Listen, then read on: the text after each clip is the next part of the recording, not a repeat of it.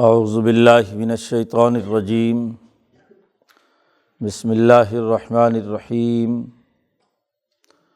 الم تر انا ارسلنا الشیاطین علی الکافرین تؤزهم عزا فلا تعجل علیہم انما نعد لهم عدا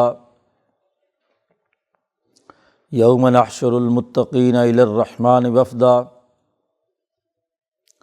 وَنَسُوقُ الْمُجْرِمِينَ إِلَىٰ جَهَنَّمَ وِرْدًا لَا يَمْلِكُونَ الشَّفَاعَةَ إِلَّا مَنِ اتَّخَذَ عِندَ الرَّحْمَٰنِ عَهْدًا وَقَالُوا اتَّخَذَ الرَّحْمَٰنُ وَلَدًا لَقَدْ جِئْتُمْ شَيْئًا إِدًّا تَكَادُ السَّمَاوَاتُ يَتَفَطَّرْنَ مِنْهُ وَتَنشَقُّ الْأَرْضُ وَتَخِرُّ الْجِبَالُ هَدًّا ان دعوا للرحمن ولدا وما ينبغي للرحمن ان يتخذ ولدا ان كل من في السماوات والارض الا آتي الرحمن عبدا لقد احصاهم وعدهم عدا وكلهم آتيه يوم القيامة فردا ان الذین آمنوا وعملوا الصالحات سیجعل لهم الرحمن ودا فإنما یسرناہ بلسانک لتبشر به المتقین وتنذر به قوما لدا وکما اہلکنا قبلهم من قرن هل تحس منهم من احد او تسمع لهم رکزا۔ صدق اللہ العظیم۔ یہ سورۃ مریم کا آخری رکوع ہے۔ حضرت زکریا علیہ السلام سے لے کر حضرت ادریس علیہ السلام تک انبیاء علیہم السلام کے واقعات بیان کر کے یہ بات ثابت کی گئی کہ یہ تمام کے تمام اللہ کے رسول اور پیغمبر تھے۔ ان میں سے کسی کو اللہ نے نہ تو اپنا بیٹا بنایا اور نہ ہی وہ خدا کے ساتھ کسی بھی درجے میں شرک کی دعوت دیتے رہے۔ وہ پکے موحد تھے۔ اللہ تبارک و تعالیٰ کے دین کو دنیا میں غالب کرنے کے لیے دنیا میں آئے تھے۔ البتہ ان کے بعد ایسے نااہل اور ناخلف لوگ پیدا ہوئے کہ جنہوں نے نمازیں ضائع کی اور خواہشات کے پیچھے چل کر خود ساختہ دین گھڑ لیا اور اللہ کا انکار اور کفر کیا۔ اب آخری رکوع میں یہ بات واضح کی جا رہی ہے کہ دراصل ان لوگوں پر شیطان مسلط، خواہشات جب غالب آ گئیں، ان کی روح حیوانی پر شیطانی اثرات، شیطان نے انہیں جکڑا ہوا ہے۔ سب سے پہلے انہوں نے شیطان کے وسوسے پر غلط کام شروع کیے، اور پھر جیسے جیسے یہ ان شیطانی کاموں اور خواہشات کے پیچھے دوڑتے چلے گئے تو ہم نے مزید ان کے پیچھے شیطان لگا دیے۔ انسان جب کسی غلط راستے پر چلتا ہے تو اس کے ساتھ سارے چور اچکے بدماش چور ڈاکو اکٹھے ہوتے جاتے ہیں، پھر وہ جتھا بن جاتا ہے۔ ایسے ہی پہلے ایک شیطان کے وسوسے سے کوئی انسان غلط کام کرتا ہے تو جیسے جیسے وہ ان کاموں میں آگے بڑھتا جاتا ہے مزید شتونگڑے ساتھ شامل ہوتے چلے جاتے ہیں۔ پھر وہ پوری کی پوری یلغار ہوتی ہے شیطانوں کی۔ جیسے برے کی صحبت میں بیٹھے تو سارے برے ایک جتھے کی شکل میں انسانیت کے لیے فساد مچاتے ہیں۔ ایسے ہی قرآن حکیم یہاں کہتا ہے الم ترا، کیا آپ نے دیکھا نہیں؟ نبی اکرم صلی اللہ علیہ وسلم سے کہا جا رہا ہے انا ارسلنا الشیاطین علی الکافرین، ہم نے ان کافروں پر شیطان بھیج دیے ہیں۔ شیطانی کام شروع کیا تو شیطان ہی چاروں طرف سے آ کر ان کے اوپر قابض ہو گئے۔ یہ سب شیطان تعزهم عزا، ان کو ابھار ابھار کر اچھالتے ہیں غلط کاموں پر۔ چوروں کی صحبت میں بیٹھیں گے تو چوری پر ابھاریں گے، ڈاکوؤں کی صحبت میں بیٹھیں گے تو ڈاکو انسان بنتا ہے۔ تو یہ شیاطین، اور ان شیاطین میں شیاطین الانس والجن دونوں ہیں، جنات کے شیطان بھی جمع ہوتے چلے جاتے ہیں، اور جو انسانوں میں شیطان صفت ہے، جن کے اوپر کوئی نہ کوئی شیطان مسلط ہوتا ہے، وہ بھی آپس میں جمع ہو جاتے ہیں۔ یہ مکے کے ظالموں اور کافروں کا نقشہ کھینچا جا رہا ہے کہ ان کافروں پر شیطان ہم نے بے مسلط کر دیے ہیں، اور وہ ان کو کفر پر، ظلم پر ابھارتے ہیں، تعزہم عزا۔ اور دنیا میں جہاں بھی اسی طرح کے چور اچکے اکٹھے ہوتے ہیں تو وہ آہستہ آہستہ شیطان بار بار انہیں اکساتے ہیں، اور وہ بار بار وہ جرم کا ارتکاب کرتے ہیں، حتیٰ کہ ایک آدمی جس درجے کا کفر کرے، کسی گناہ میں مبتلا ہو گیا تو ایک دفعہ اس سے گناہ ہو گیا تو بار بار شیطان وسوسے ڈال کر ابھارتا ہے، ڈنگ مارتا ہے کہ کر یہ کام، چوری کر، ڈاکہ ڈال، برا بلا کہہ، بری عادتیں اس کے اندر نفس میں پیدا ہو جاتی ہیں۔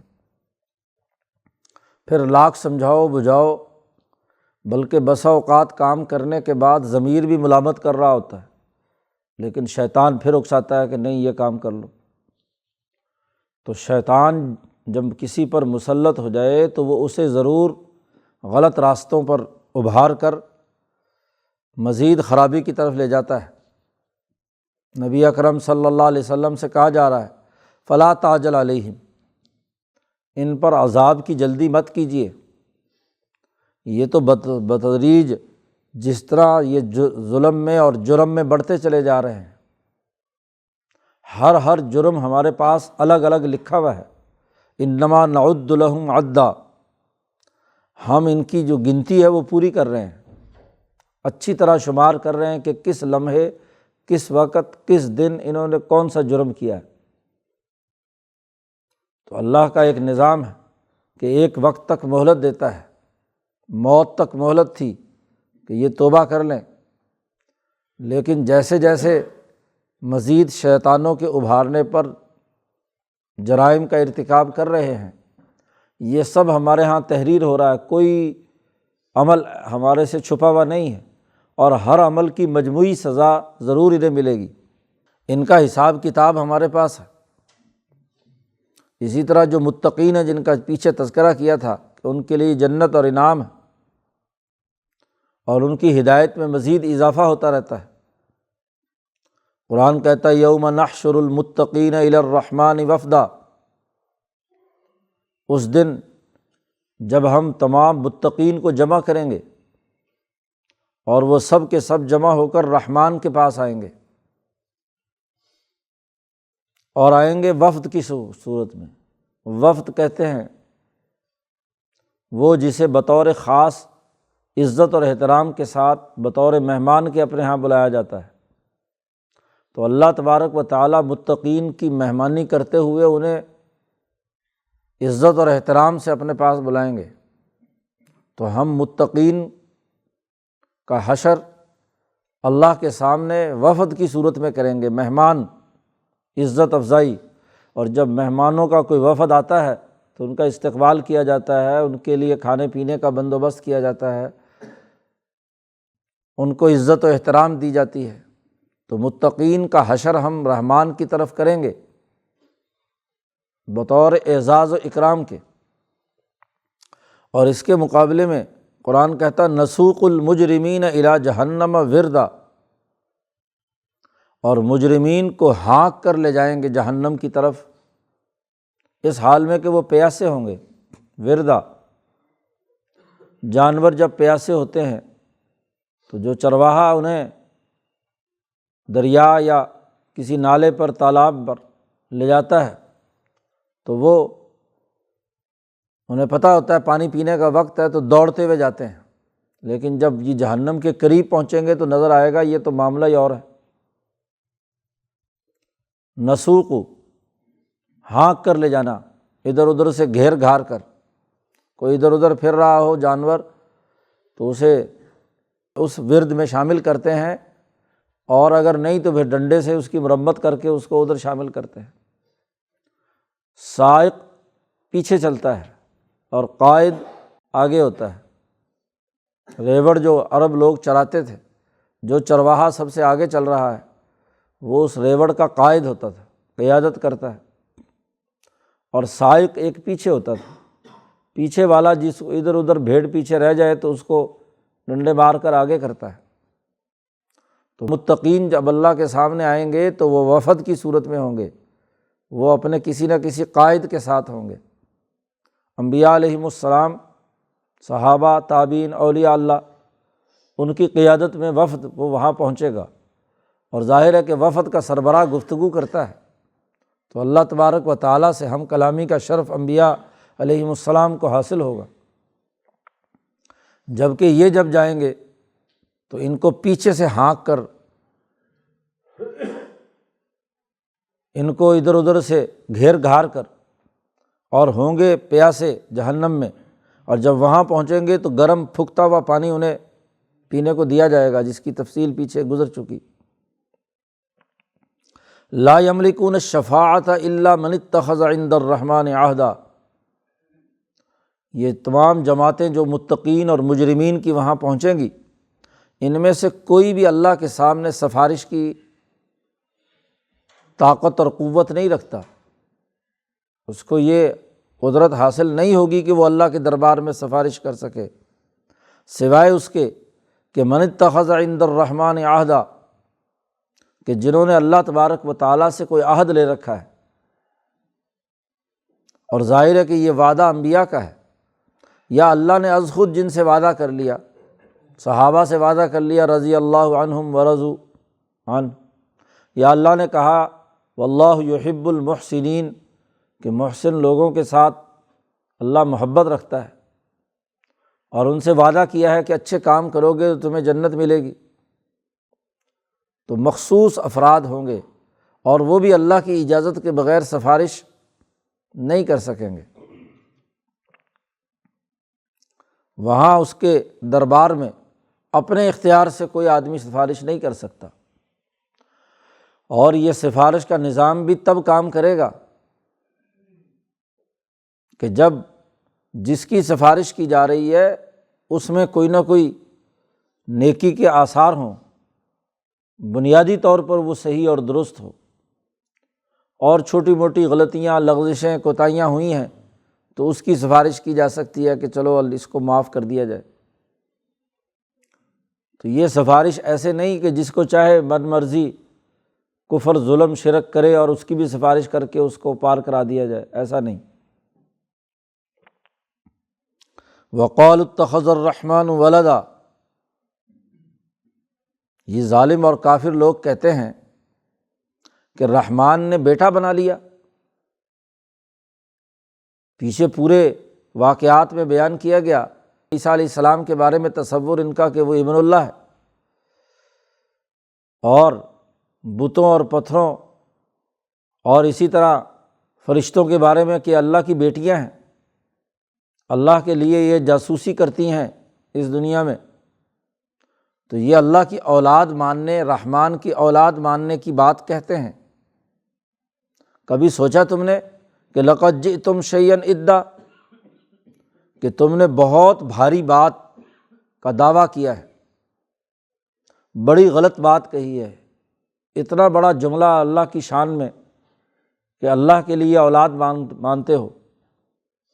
تکاد السماوات یتفطرن منہ، اس غلط جملے پر تو آسمان پھٹ جانا چاہیے تھا، قریب ہے کہ آسمان پھٹ جائے اس سے، اور وتنشق الارض، اور زمین بھی ٹکڑے ٹکڑے ہو جائے، اور وتخر الجبال ہدا، اور پہاڑ بھی ٹوٹ کر ڈہتے چلے جائیں، اوپر سے نیچے کی طرف مسلسل جب تودا گرتا ہے اسے ہدا، جسے اردو میں ڈہ جانا، تو وہ اوپر سے مسلسل پہاڑ گر پڑے۔ کتنا لایعنی جملہ تم نے کہا ہے، بہت بھاری بات کہی ہے کہ اللہ نے بیٹا بنا لیا۔ اس جملے سے تو آسمان پھٹ جائے، زمین ٹکڑے ہو جائے، ریزہ ریزہ ہو جائے، اتنا بھاری جملہ تم نے کہا ہے۔ تم خود سوچو کہ ان کل من فی السماوات والارض، آسمان و زمین میں جو بھی کچھ ہے، تمام کی تمام چیزیں، الا آتی الرحمن عبدا، وہ سب کے سب غلام بن کر اللہ کے سامنے حاضر ہونے والے ہیں۔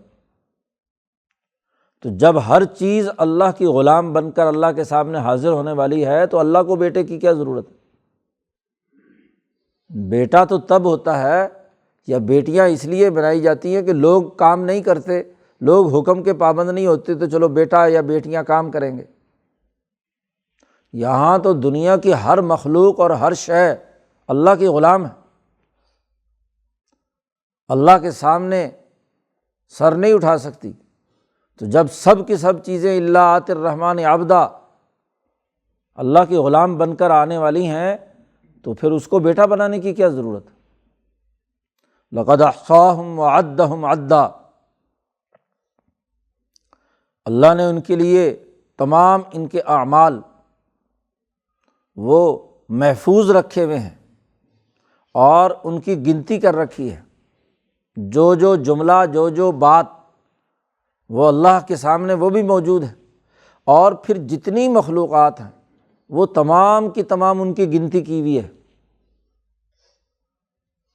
مملکت میں حکومت کی ذمہ داری ہوتی ہے کہ وہ اپنے ہر فرد، بلکہ ہر چیز کا پورا اس کے پاس ڈیٹا موجود ہو، ایک ایک عدد، تاکہ کوئی اس حکمرانی سے سرتابی نہ کر سکے، جو باغی ہو اس کا سرکوبی کی جا سکے۔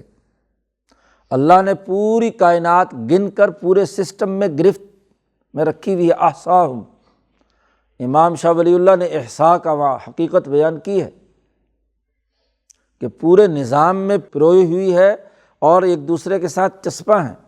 ہر انسان کے تمام اعمال وہ بھی ایک سسٹم کے اندر جڑے ہوئے محفوظ ہے، ڈیٹا ہے۔ کوئی چیز اس کی گنتی اور اس کے شمار اور اس کے حساب کتاب سے باہر نہیں ہے۔ تمہارے خیال میں ممکن ہو کہ سارے تو غلام ہوں اور ان میں سے کچھ یہ جو تم نے خدا بنا رکھے ہیں، یا جن کو تمہارے خیال کے مطابق اللہ نے بیٹا بنا لیا، یہ اللہ کی گنتی میں شامل ہی نہ ہو، یہ اللہ کے غلام ہی نہ ہو۔ ایسا نہیں ہے، ہر کی گنتی ہمارے پاس موجود ہے۔ اور وَكُلُّهُمْ آتِيهِ يَوْمَ الْقِيَامَةِ فَرْدًا، اور وہ تمام کے تمام قیامت کے دن بالکل اکیلے اکیلے اللہ کے سامنے حاضر ہوں گے۔ کوئی انسان، کوئی چرند، کوئی پرند، حتیٰ کہ سینگ والی بکری نے غیر سینگ والی بکری کو مارا تو ان کا بھی مقاصہ ہوگا، وہ بھی وہاں میدان میں آئیں گے۔ کوئی چیز ایسی نہیں ہے جو اللہ کے سامنے الگ الگ نہ آئے۔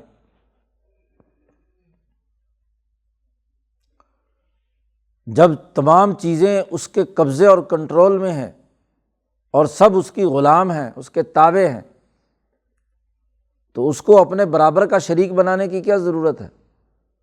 اس کو اپنا بیٹا یا بیٹیاں بنانے کی کیا ضرورت ہے؟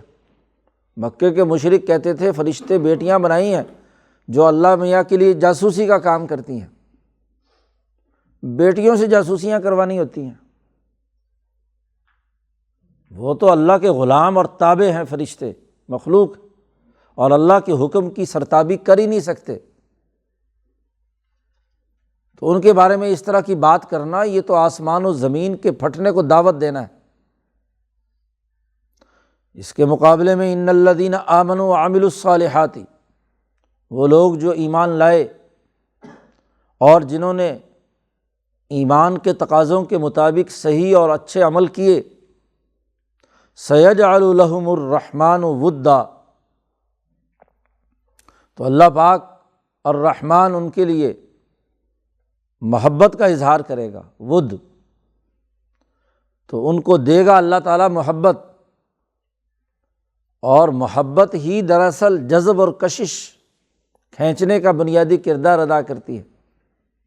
اسی محبت کے نتیجے میں جتنے متقی لوگ ہیں وہ حضرت الالہیہ کے سامنے کھنچے چلے آئیں گے، جیسے لوہا مقناطیس کی طرف کھنچتا ہے۔ حشر کے میدان میں تمام لوگوں کو ان کے خداؤں کے ساتھ جمع کیا جائے گا، اور جو اللہ کو مان رہے ہیں تو اللہ کی تجلی اعظم کے ارد گرد خود بخود سب متقین وہاں حاضر ہو جائیں گے، اس محبت اور جذب کے نتیجے میں کھنچے چلے آئیں گے۔ فَإِنَّمَا يَسَّرْنَاهُ بِلِسَانِكَ، یہ قرآن ہم نے آپ کی زبان پر آسان بنا دیا، بڑی کھول کھول کر اس میں باتیں واضح کی ہیں۔ لِتُبَشِّرَ بِهِ الْمُتَّقِينَ، قرآن اس لیے نازل کیا ہے تاکہ آپ متقین کو خوشخبری سنائیں کہ ان کے لیے یہ انعامات ہیں۔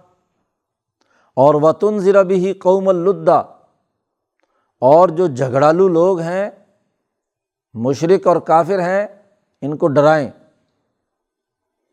قرآن کے نزول کا مقصد بتلا دیا، متقین کو خوشخبری سنانا، اور مجرمین اور کافروں کو جو جھگڑے پر تلے ہوئے ہیں، لد کہتے ہیں جھگڑا، بہت ہی جھگڑالو، تو جھگڑالو لوگوں کو ڈرانے کے لیے یہ کتاب نازل کی گئی ہے۔ قرآن کہتا ہے کہ اب ان کے لیے عذاب کا وقت قریب ہے، اور یہ کہتے ہیں کہ کیسے ہلاک ہوں گے ہم، حالانکہ ان سے پہلے کم اہلکنا قبلہم من قرن، ان سے پہلے بڑی بڑی قومیں ہم نے تباہ و برباد کر دیں۔ پچھلے رکوع میں کہا تھا کہ ہم احسن اساسا ورعیا، وہ بہت اچھا اثاثہ، مال و دولت اور بہت نمود و نمائش رکھتے تھے، وہ ہم نے تباہ کر دیے، ان کی کیا مجال ہے؟ کبھی تم نے سنا هل تحس منہم من احد او تسمع لهم رکزا، کیا ان میں سے جو ہم نے تباہ و برباد کیے ہیں، کیا ان کی کوئی آہٹ تم نے محسوس کی؟ بڑی بڑی قومیں تباہ و برباد کر دیں، کچھ نہیں ہوا، آواز بھی نہیں نکلی۔ اور او تسمع لهم رکزا، یا تم نے ان کی کوئی بھنک پڑی تمہارے اندر، سنی؟ سمع کے ساتھ دو باتیں کہی ہیں، ایک احساس اور ایک کانوں سے سننا۔ انسان کے حواس میں 5 جو ظاہری چیزیں ہیں، ان میں احساسات، محسوس کرنا کسی چیز کو، چکھنے سے، دیکھنے سے، چھونے سے، ان سے محسوس کی جاتی ہے احساس کہ یہ چیز ہے یا نہیں ہے، اور ایک کان سے سن کر معلوم ہوتا ہے۔ رکز کہتے ہیں کہ جب بھی کوئی آدمی جوتا رکھتا ہے ایک جگہ سے دوسری جگہ ریت پر، اونٹ عربوں میں ہوتے تھے، ان کا پاؤں جب ریت پر پڑتا تھا تو ہلکی سی آواز چاروں طرف نکلتی ہے، ریت کے اوپر اس ہوا کی وجہ سے باہر نشان بھی تھوڑا سا بن جاتا ہے، تو پاؤں رکھنے کی ہلکی سی آہٹ، معمولی سی، جو بالکل ہی غیر محسوس ہوتی ہے، معمولی سی، کیا ایسی کوئی بات سنی تم نے؟ بڑے بڑے عاد و ثمود اور بڑے بڑے قبیلے اور خاندان، بڑی بڑی قومیں ہم نے تباہ و برباد کر دیں، اس کا کوئی خیال تمہارے احساسات میں آیا اور نہ تمہارے کانوں میں کوئی ہلکی سی آہٹ پہنچی؟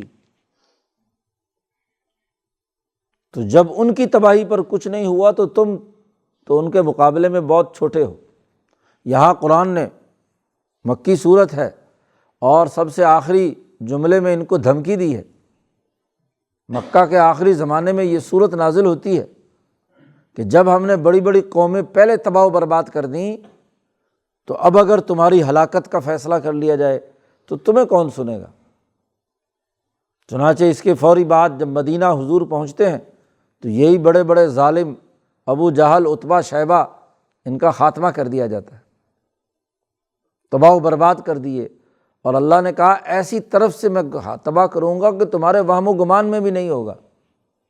مکے میں تم اپنے آپ کو بڑا طاقتور سمجھتے تھے، نکال کر لا کر اتنی دور بدر کے میدان میں پہنچا دیا، اور وہاں کیا ہے، مقابلہ کروا کے وہاں قتل کروا دیا۔ کوئی آواز کسی نے نہیں سنی، کوئی آہٹ نہیں ہوئی۔ سمجھتے تھے کہ شاید آسمان روئے گا اور زمین روئے گی، کچھ نہیں ہوا۔ آگے صورت آ رہی ہے، فما بکت علیہم السماء، نہ ان پر آسمان رویا اور نہ زمین روئی۔ تو بات یہ ہے کہ جو اصل بنیادی اساسی اصول ہیں اسے تسلیم کرنا ہے، اسے چھوڑ کر اللہ کے ساتھ شریک ٹھہرانا، اللہ کے لیے بیٹا ماننا، یہ جرم ہے۔ تو انبیاء کے واقعات کے تناظر میں بنیادی اصول اور ضابطہ اس صورت میں واضح کر دیا گیا۔ اللہ تعالیٰ قرآن حکیم کو سمجھنے اور اس پر عمل کرنے کی توفیق عطا فرمائے۔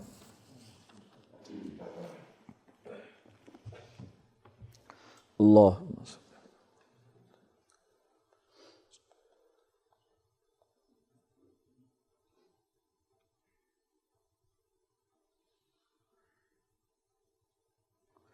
اجمعین۔